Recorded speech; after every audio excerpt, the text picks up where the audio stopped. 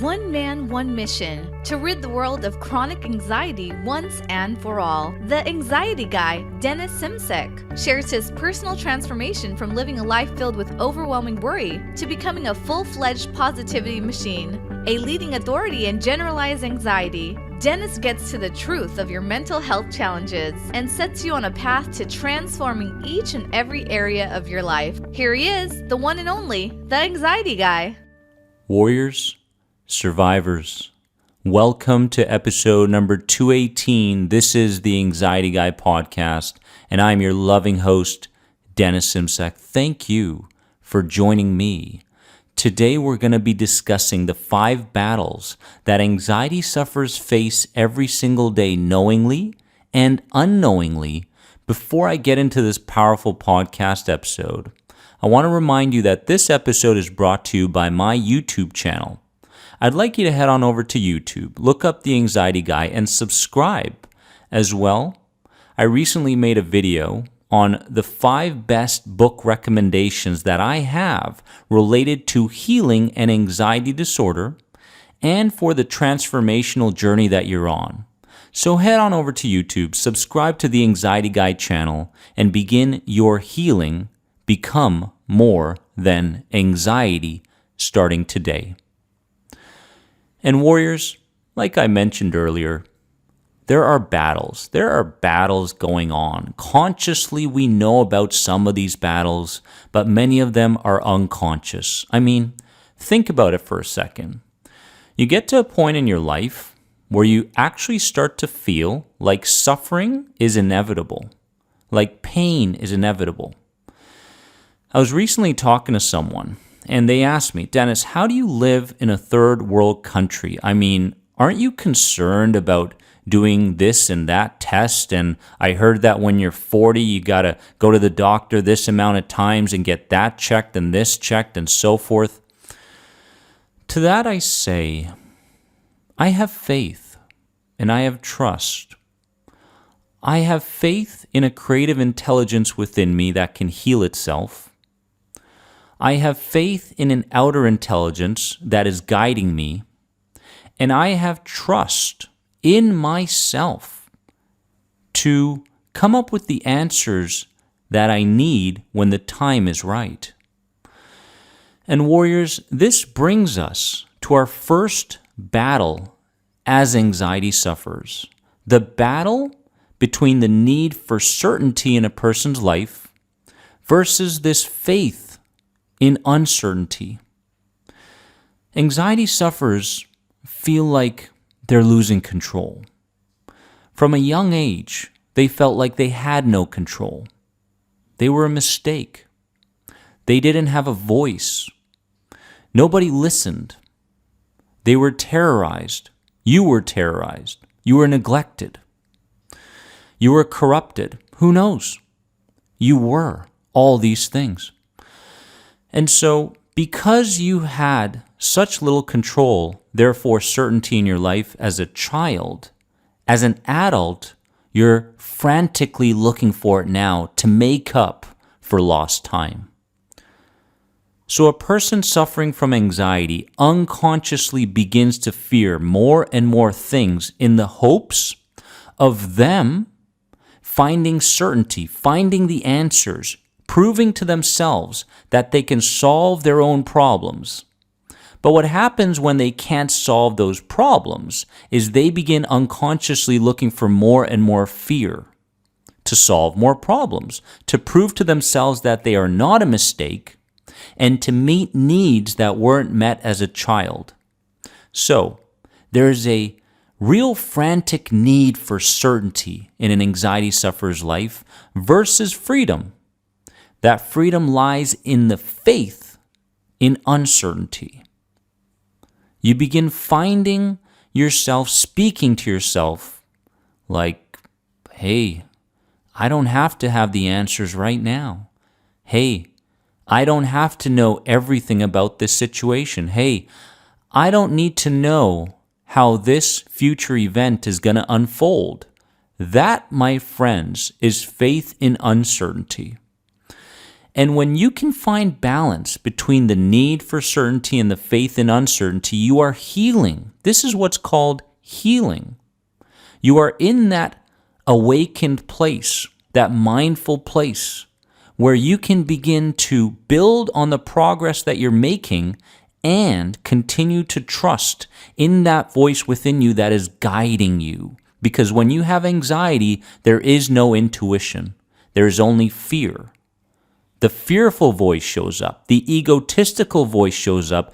That deeper side of us, that creative intelligence, that intuitive side does not show up. But when a person begins to find balance in their mental and emotional bodies, that intuitive side shows up more and more and more. This is when you must continue to listen and act on that voice when you begin the progress.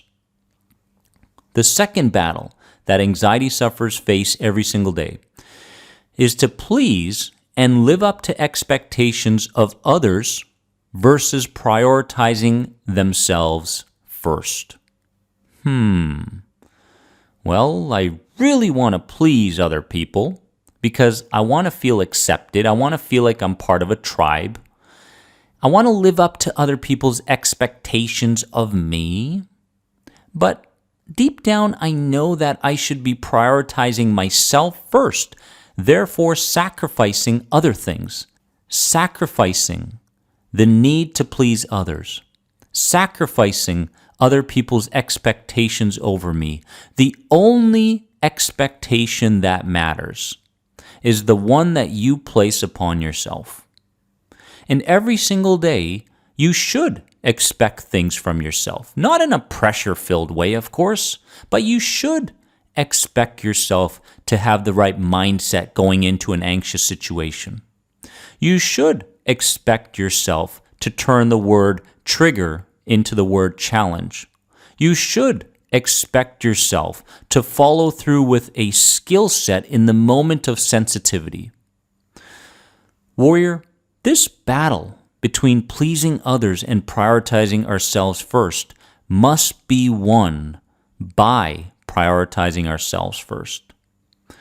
Because we truly can't make a difference in other people's lives until we find balance in our mental, emotional, physical, and imaginative bodies. This is the truth.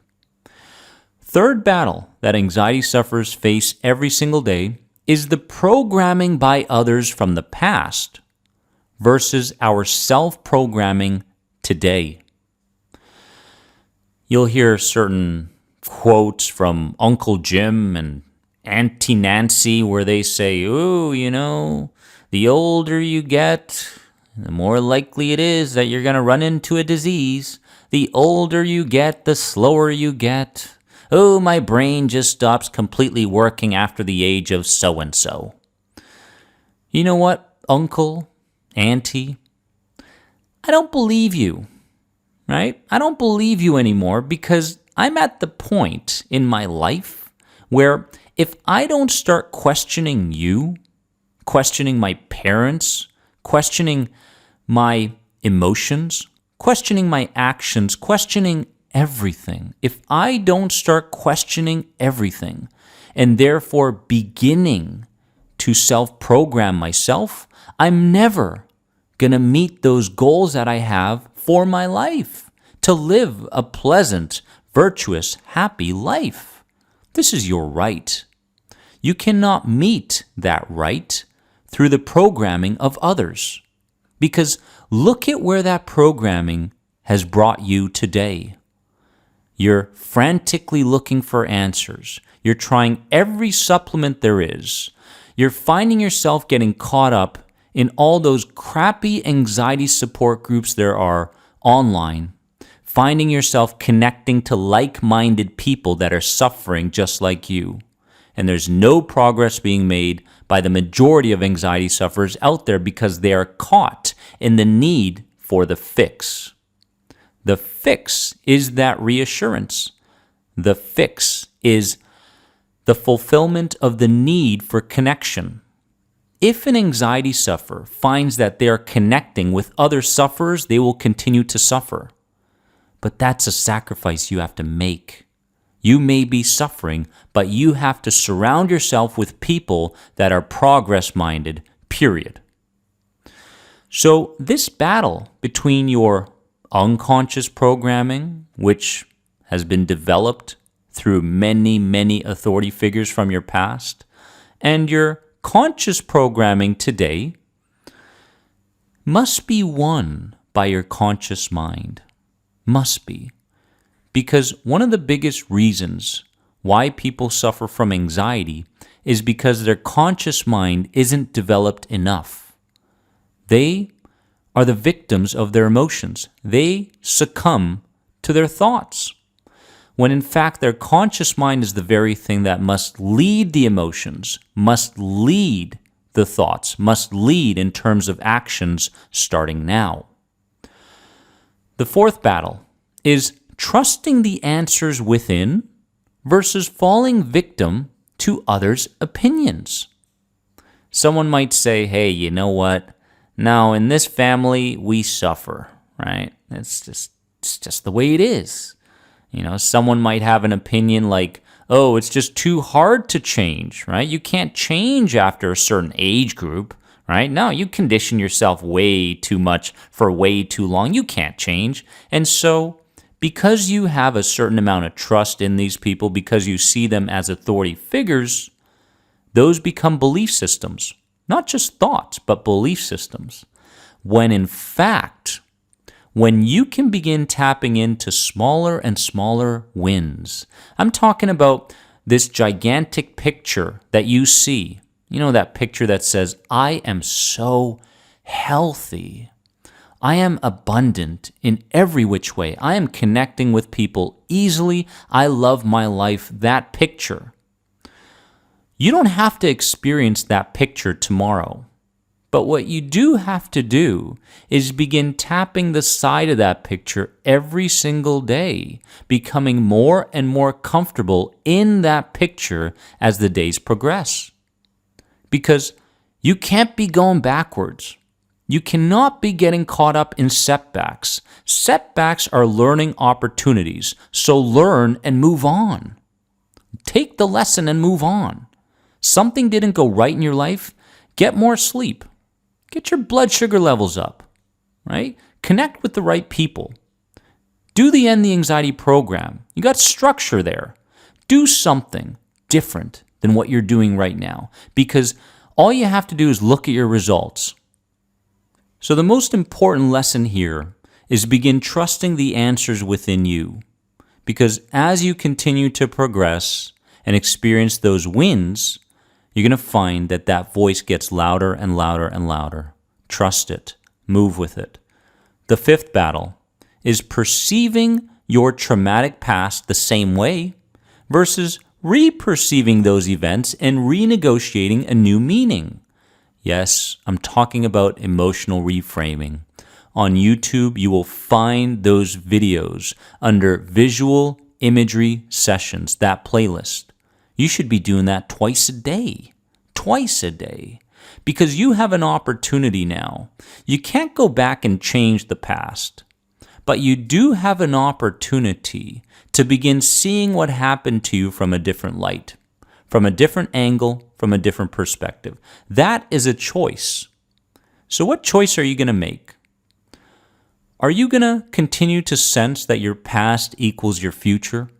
Or are you going to renegotiate your past through emotional reframing each and every day, and therefore run into those aha type moments throughout the day that you write down in your clarity journal and get more and more clear as to why you suffer, how you got here, what makes you continue to suffer, and what's the key to freedom? Because you have that within you, warrior. You have the ability, you really do. You have the ability to live a life that is clear in your mind.